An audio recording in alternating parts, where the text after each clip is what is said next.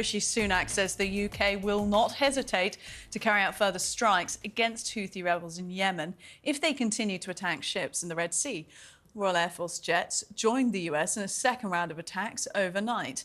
The Houthis, backed by Iran, say their actions in the shipping route are in solidarity with Palestinians as Israel's war with Gaza continues.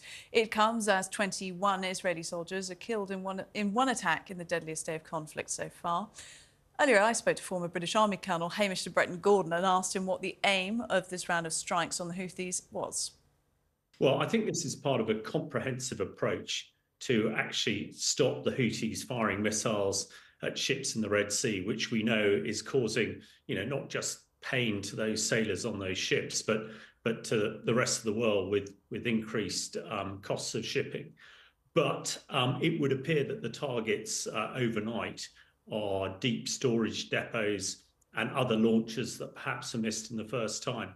We also know over the last few days that American special forces and perhaps other special forces as well have been interdicting missiles traveling from the Iranians to the Houthis in Yemen. So I think it's part of a comprehensive piece really to show the Houthis that we are not going to back down. We are going to prevent these missile and drone attacks, really whatever it takes. So I think this is the second part to a mission.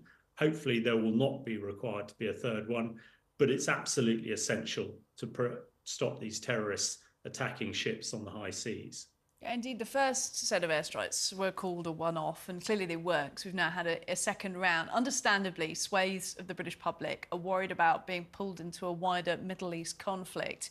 Given things that have happened in the past, the government are saying that they can keep this contained. Do you believe them? Yes, I do. I think, and I think the public are right to question what's going on. The Iranians are trying to create a tinderbox and explosion in the Middle East to attack our Western way of life.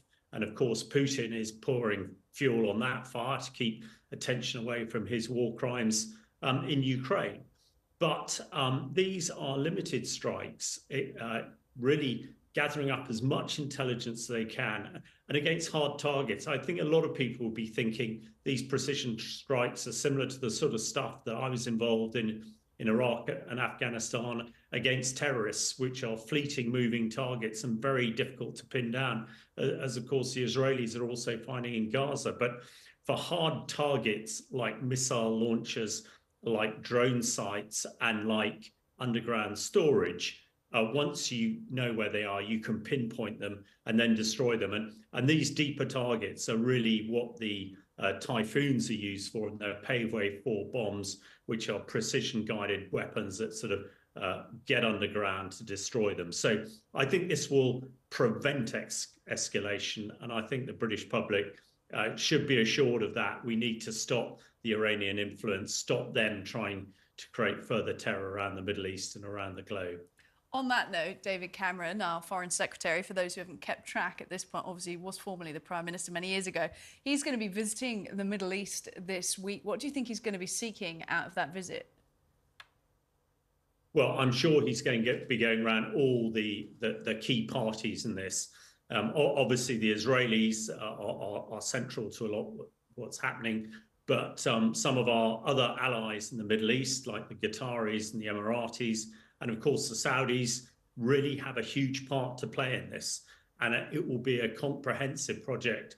I'm sure that David Cameron, the foreign minister, is trying to draw together so that we can have a concerted effort to bring peace to Gaza as quickly as possible, get those hostages returned to Israel, and prevent Iran from further escalating. We know they've attacked US bases in Syria and also Iraq recently. And we know that they are funding terrorists, Hezbollah, as well as Hamas, and probably also ISIS too. So I think it's key to keep all those states around the Middle East to a central aim to getting peace in the Middle East, in Gaza, in Israel, as soon as possible.